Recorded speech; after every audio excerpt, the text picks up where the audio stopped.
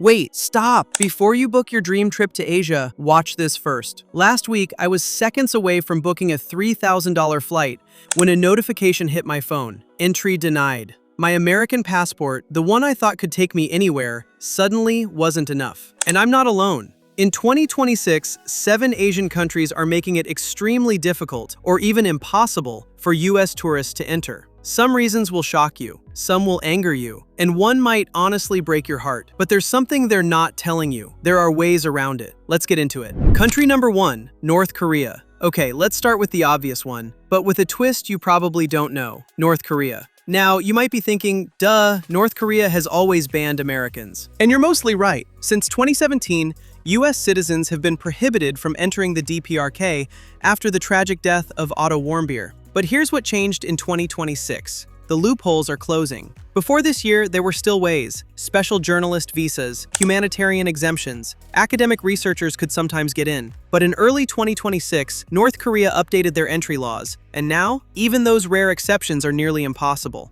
I spoke to a journalist friend, let's call her Sarah, who's been trying to get approval for 14 months. 14 months. And last month, she got a single-sentence email: request denied indefinitely. The reason? Escalating tensions, failed diplomatic talks, and honestly, a government that's more isolated than ever. Can you still visit? Technically, yes, but you'd need a special validation from the US State Department, which they basically never grant unless you're going for extremely compelling humanitarian reasons. My take? This one hurts because North Korea is one of the most misunderstood places on Earth, but right now, it's virtually sealed off. Let's move to somewhere that might actually surprise you. Number 2, Bhutan. And yes, I can see your confused faces already. Wait, isn't Bhutan the happy kingdom? The place with gross national happiness instead of GDP?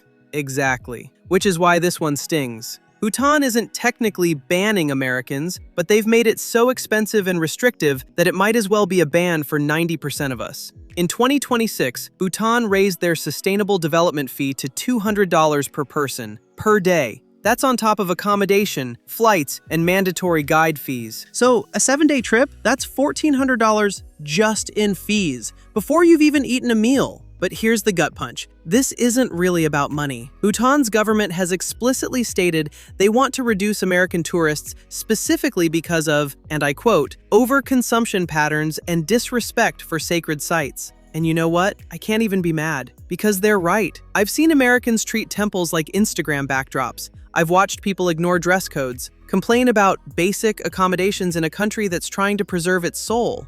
Bhutan is protecting itself, and honestly, I respect that, even though it breaks my heart. Can you still go? Yes, if you've got deep pockets. But for the average American, Bhutan just became a dream deferred. Number 3 might be the saddest on this list: Myanmar. This isn't about politics or money.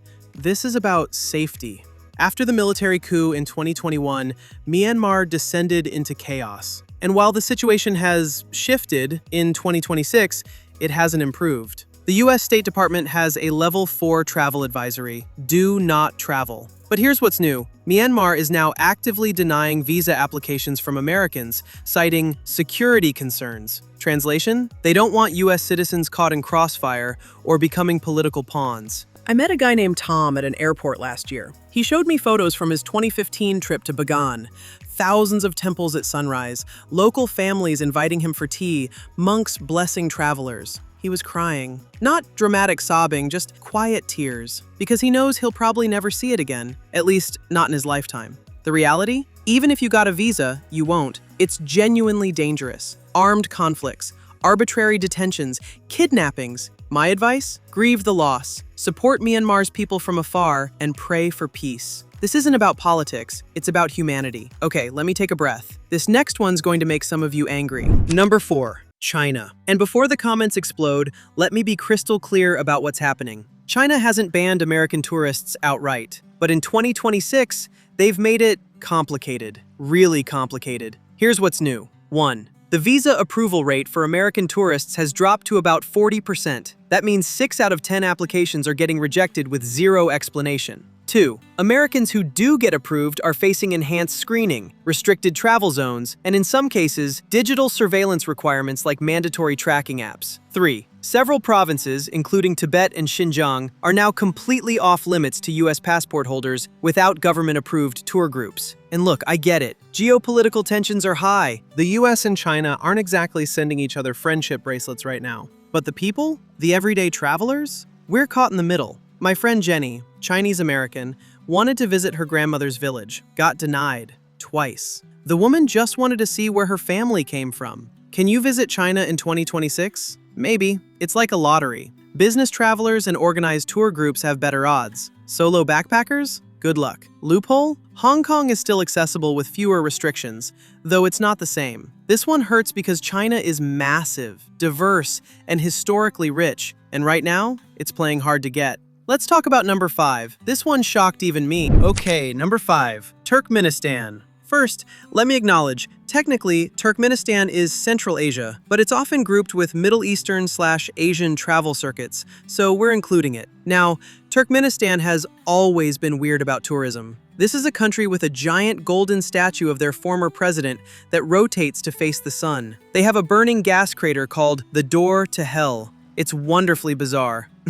But in 2026, they've doubled down. Americans can still apply for tourist visas, but, and this is a big but, you must travel with a government-approved guide at all times. No solo travel, no wandering off, no unapproved conversations with locals. And here's the kicker. Approval times have stretched to 6 to 8 months. I heard of one American who applied in June 2025 and still doesn't have an answer. Why? Paranoia, basically. Turkmenistan's government is incredibly secretive and views Western tourists with suspicion. Can you go? Technically, yes, but expect to pay $150 plus dollars per day for your mandatory guide, wait forever for approval, and have zero freedom once you're there. My hot take? If you're into dystopian tourism and have endless patience, go for it. For everyone else, maybe skip the Door to Hell this year. Number 6, Afghanistan. I almost didn't include this one because it feels obvious, but I included it because Americans keep asking me about it. Let me be absolutely clear. Afghanistan is a level 4. Do not travel. The Taliban-controlled government does not recognize U.S. tourist visas. There is no American embassy. If something goes wrong, you're on your own. And God, that breaks my heart. Because Afghanistan is stunningly beautiful. The kindness of Afghan people, the ones I met before 2021, still lives in my memory. But right now, Americans aren't welcome. Not by policy, not by safety standards. I think about the Afghan guides I worked with, the women who dreamed of running guest houses, the kids who wanted to show tourists their mountains. Can you visit? No, absolutely not. Journalists occasionally get special access, but tourists?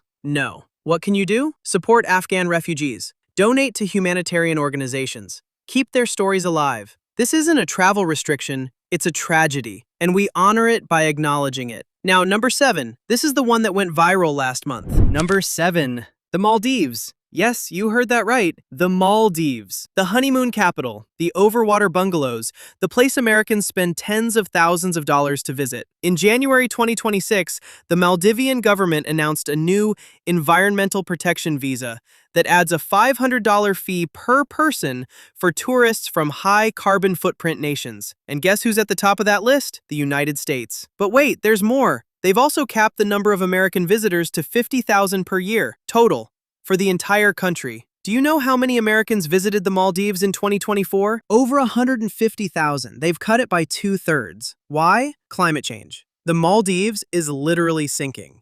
And their government, fairly or unfairly, is blaming high-consumption Western tourism. And here's where I have mixed feelings. Because on one hand, I get it. Americans do have a massive carbon footprint. Climate change is an existential threat to the Maldives. On the other hand, blanket punishing tourists feels like, I don't know, misplaced anger?